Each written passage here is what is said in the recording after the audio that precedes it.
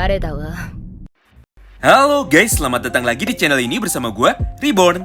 Buat yang baru gabung, jangan lupa dibantu like dan di subscribe ya. Pada video kali ini, kami akan kembali menjelaskan dan juga menceritakan mengenai jalannya alur cerita terbaru dari manga spin-off Tokyo Revengers, yaitu Letter from Baji chapter ke-9, yang kebetulan sudah terbit secara legal di Jepang sejak hari Senin kemarin, atau tepatnya pada tanggal 14 November tahun 2022. Oleh karena itu, tanpa perlu berlama-lama lagi, yuk langsung kita mulai aja semua pembahasannya.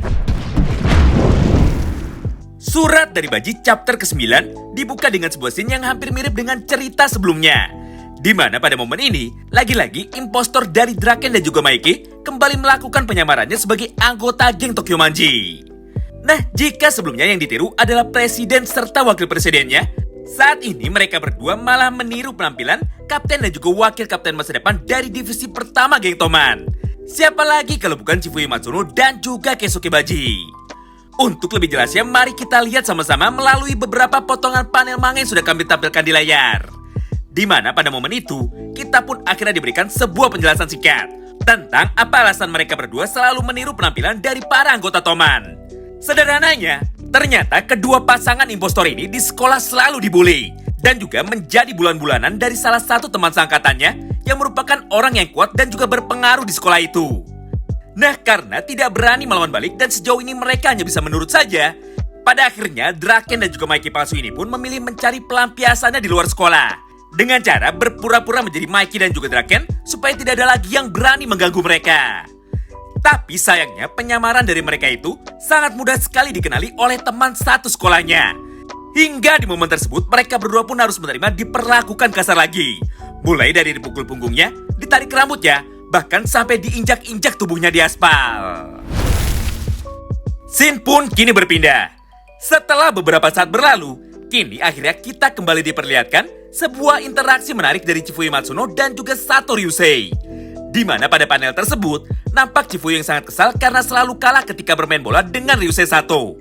Bahkan jika kita perhatikan baik-baik, di papan skor tersebut terlihat angka 31 dan juga angka 0. Yang artinya Chifuyu sudah kebobolan sebanyak 31 gol, sedangkan dirinya sendiri belum bisa mencetak 1 gol pun ke gawang Ryusei. Menyadari hal tersebut, tentu saja Chifuyu menjadi sangat kesal. Apalagi di panel yang sama itu, Ryusei malah menari-nari di depan Chifuyu Matsuno untuk kembali meledeknya. Beruntungnya di tengah permainan itu, tiba-tiba saja muncul beberapa teman Chifuyu lainnya yang baru saja datang ke atas atap sambil berkata seperti ini. "Woi Chifuyu, jika aku jadi kau pasti aku sudah menyerah. Apalagi selisih gol kalian sangat jauh sekali." Tidak hanya itu, bahkan salah satu dari mereka pun ikut menyambung perkataan temannya yang lain lagi. "Oh iya, aku dengar Baji dari kelas 11 sejak tadi sibuk mencarimu. Entah apa yang dia mau, tapi sebenarnya saat ini dia sedang menunggumu di dalam kelas." Mendengar semua hal itu, seketika Chifuyu pun kembali bersemangat. Hingga akhirnya dia pun langsung berlari dengan cepat untuk pergi menemui Baji. Nah, sesampainya di ruangan kelas, Baji yang sejak tadi sudah menunggunya pun langsung berkata, "Chifuyu, jika aku tidak bisa lulus ujian tengah semester ini, maka pihak sekolah pasti akan menyuruhku untuk ikut menghadiri kelas tambahan yang akan diadakan di musim liburan sekolah. Andaikan hal tersebut sampai terjadi, maka banyak sekali hal penting yang akan aku lewatkan. Pertama, aku tidak akan bisa ikut pertemuan tahunan Toman yang akan diadakan dalam waktu dekat ini. Kedua, aku tidak akan bisa ikut menghadiri acara festival Musashi. Dan yang ketiga, aku tidak bisa ikut touring bersama para anggota geng Toman lainnya. Apakah kau tahu, semua hal itu sangatlah berharga sekali bagi diriku. Jadi aku mohon tolong bantu aku belajar lagi sampai aku bisa lulus di ujian tengah semester ini." Mendengar semua hal tersebut, Chifuyu pun seketika terlihat bingung dan berkata seperti ini. "Baji, aku sebenarnya sangat ingin sekali menolongmu. Tapi nyatanya aku bukanlah orang yang pintar di sekolah ini. Harusnya jika mau minta tolong, Ryusei adalah orang yang lebih tepat. Mengingat dia selalu mendapatkan skor yang sempurna di semua mata pelajaran." Namun setelah mengucapkan semua hal itu, tiba-tiba saja Chifuyu baru sadar bahwa tidak mungkin Chifuyu mau meminta bantuan orang lain, apalagi itu dari Ryusei. Karena jika begitu, maka Ryusei pasti akan menjadi semakin besar kepala dan kembali meledeknya lagi. Oleh karena itu, di momen ini Chifuyu pun akhirnya langsung setuju dan bersedia untuk membantu Baji belajar bersama supaya bisa lolos ujian tengah semester yang akan dilaksanakan dalam waktu 1 minggu lagi. Scene pun kini berpindah. Keesokan harinya, Baji dan Cifui pun langsung memulai rutinitas belajar mereka dengan sangat serius setiap harinya. Mulai dari pelajaran matematika, bahasa Inggris, sampai dengan pelajaran bahasa Jepang itu sendiri. Tidak hanya itu, bahkan jika ada waktu kosong di sela-sela jam pelajaran, Cifui tidak pernah bermain di atas atap lagi bersama dengan Ryusei, tapi malah sibuk belajar di dalam kelas bersama dengan Keisuke Baji. Melihat hal itu, salah satu guru di kelas mereka pun tiba-tiba saja datang dan langsung meledek Baji serta Cifui Matsuno. Woi, kalian berdua, tidak peduli apapun yang kalian lakukan, dan tidak peduli sekeras apapun kalian belajar, pada akhirnya nilai dari kalian tidak akan pernah cukup untuk bisa lulus ujian sekolah minggu depan. Jadi bersiap-siaplah dari sekarang, dan sampai bertemu lagi di waktu musim liburan. Mendengar ucapan dari guru tersebut, seketika emosi dari Baji pun menjadi semakin tidak terbendung. Oleh karena itu, untuk melampiaskan semua emosinya, Baji akhirnya memutuskan untuk pergi keluar sekolah sambil berteriak sepanjang jalan. Sial, jika aku tidak menghajar seseorang, maka aku tidak akan bisa fokus lagi untuk menghadapi ujian besok. Nah, beruntungnya di tengah perjalanan ini, tiba-tiba saja Chifuyu serta Baji melihat Mikey dan juga Draken palsu, yang pada saat itu sedang dibully oleh teman satu sekolahnya, dengan cara memintanya untuk bersujud dan merekam mereka berdua saat diperintahkan untuk menjilat sepatunya. Melihat hal itu, Baji pun tanpa pikir panjang langsung berlari ke arah mereka. Dan tiba-tiba saja langsung menghantam wajah dari orang random itu sekuat tenaganya.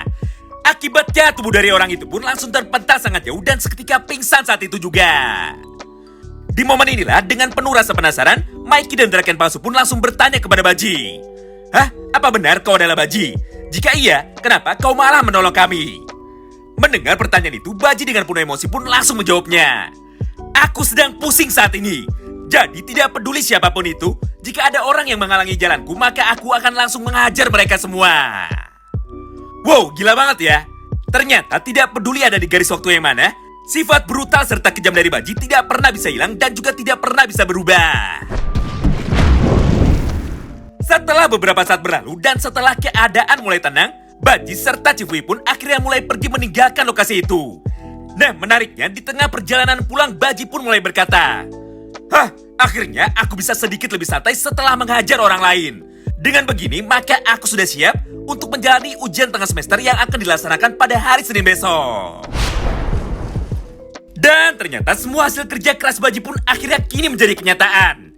Karena tepat setelah hasil ujian diumumkan, Baji dan Cifui pun akhirnya bisa lulus dengan nilai yang cukup memuaskan. Jika sebelumnya di semua mata pelajaran Baji selalu mendapatkan nilai 0, saat ini semuanya pun berubah menjadi sebagai berikut. Hasil ujian matematika nilainya 32, hasil ujian bahasa Inggris nilainya 45, dan hasil ujian IPA nilainya 41. Ya, meskipun tidak ada satupun nilai ujian Baji yang melebihi angka 50, paling tidak semua upaya dan kerja keras yang telah dilakukan oleh Baji selama 1 minggu ini akhirnya membuahkan hasil. Bahkan Pak Guru yang sebelumnya sempat meremehkan Cifui dan juga Baji, kali ini ikut terkejut dengan hasil jeripayah dari mereka berdua. Nah, itulah semua alur cerita singkat dari manga spin-off Tokyo Revengers yang berjudul Surat dari Baji chapter ke-9. Terima kasih banyak yang sudah simak video ini sampai habis ya. Sampai jumpa lagi di pembahasan selanjutnya. Salam baku hantam.